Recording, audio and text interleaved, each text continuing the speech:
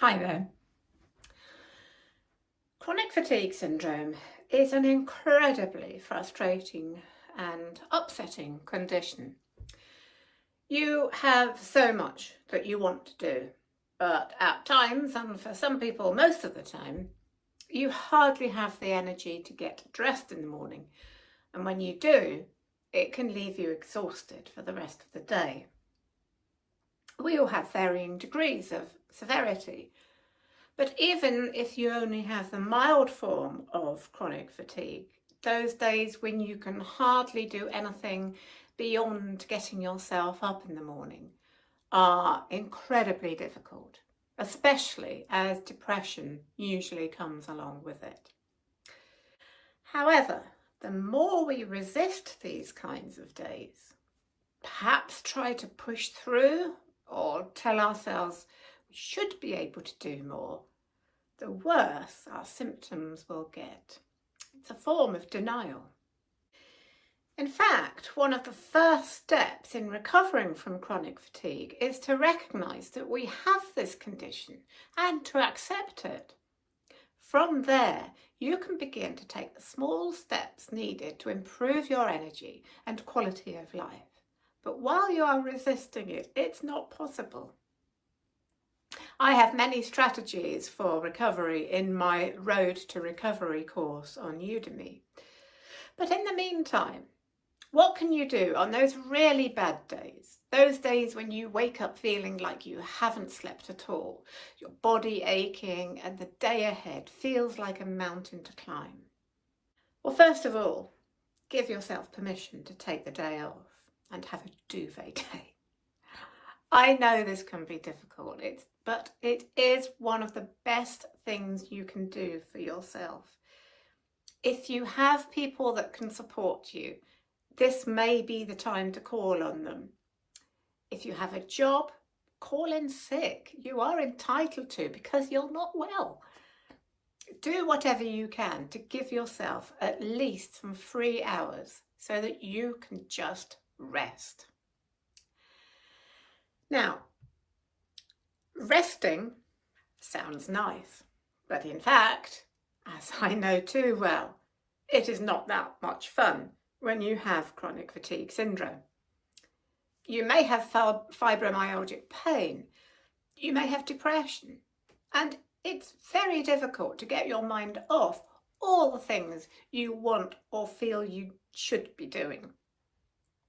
Even reading or watching TV can make you feel tired, and at the best, just resting and doing nothing can be very boring. What you don't want to do is lie there feeling sorry for yourself and thinking of all the things you would prefer to be doing. Again, this will only make things worse. So, here are a few things that you can do when you're having a bad day that will be uplifting and, at the very least, take your mind off the feelings of frustration and inability. First of all, here are 3 types of meditation that are very relaxing and can have healing benefits. First of all, basic meditation. If you don't already practice meditation, then do give it a go. It is the most basic form of mindfulness, and while it may not improve your energy levels, it can help you to feel calmer and more at peace with the world. My Mindfulness for Fatigue course on Udemy will introduce you to basic meditation as well as other forms of mindfulness, and you can access this from the link below. Or try one of the many apps and online videos for guided meditations. For beginners, I recommend Headspace, and if you like apps, then I recommend the Down Dog Meditation app.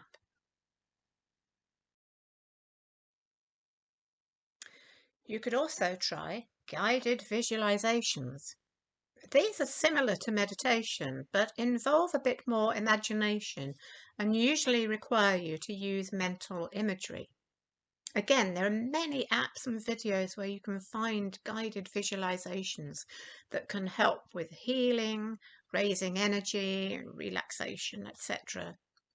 Again, you can look out for these on YouTube. Try The Honest Guys or people like Jason Stevenson.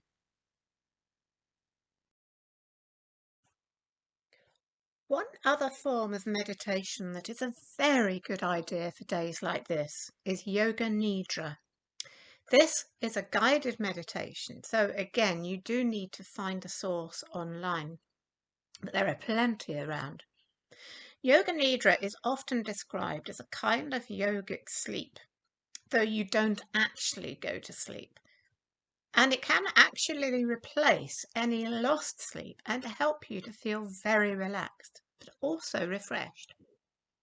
During the practice, you will usually be asked to become aware of different parts of your body, a bit like a body scan, but it's much more detailed and slower than a body scan, often beginning with perhaps your right thumb and moving on to your right forefinger and so on. The theory is that when you become aware of each part of the body, you naturally relax it, and the constant focus also takes your mind off anything else. Towards the end of the practice, there may also be visual imagery to think of and/or a breathing exercise. Yoga Nidra can take from as little as 15 minutes right up to an hour or even 2 hours. The longer session you have, the better the benefits.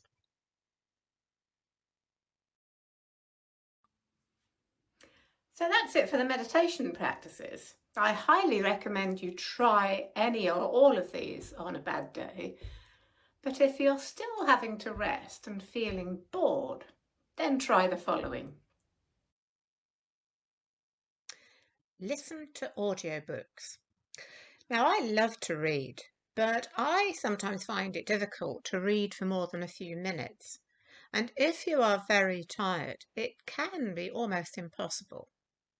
If you love fiction, then listening to audiobooks is an excellent way of enjoying a novel. You can try out Audible. You can use their free trial to get a free book to try out. And you can also find some full-length readings on YouTube. I'm loving some of the Agatha Christie novels read by David Suchet at the moment. Listening to an audiobook will get your mind off any negative thoughts and fully immerse you in a story to take you out of yourself. Make sure, though, that you choose a story that is not too dark or dystopian. You want to be uplifted, not scared or harrowed.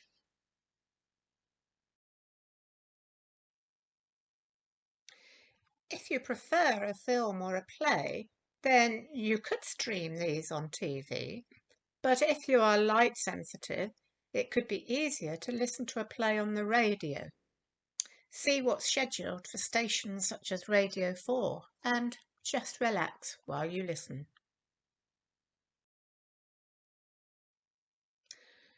Or you could listen to podcasts.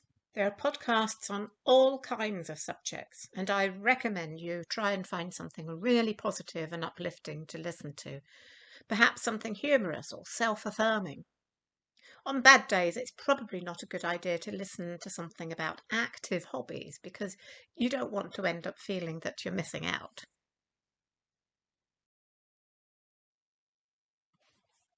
Practice gratitude. While you are resting, make a list of all the things that are good in your life.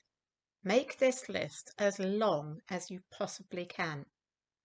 Think about not just the obvious things, such as your partner or your nice house, but the things we often take for granted, such as the air we breathe, indoor plumbing, water to drink. Practicing gratitude is one of the best ways of uplifting our mood. Notice how thinking of these things can start to make you smile and feel better. In fact, don't just do this on a bad day. It's a good idea to get into this habit every day.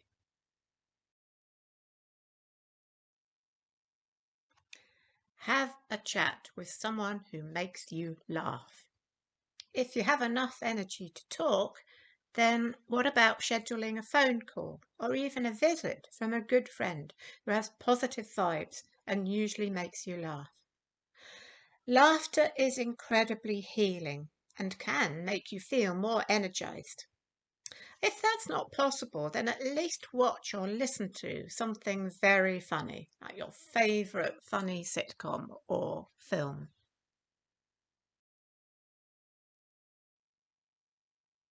And what about a massage? If you have a partner or friend who is willing, then a slow massage with essential oils can also help you to relax and ease aching muscles. Or have a long, hot bath.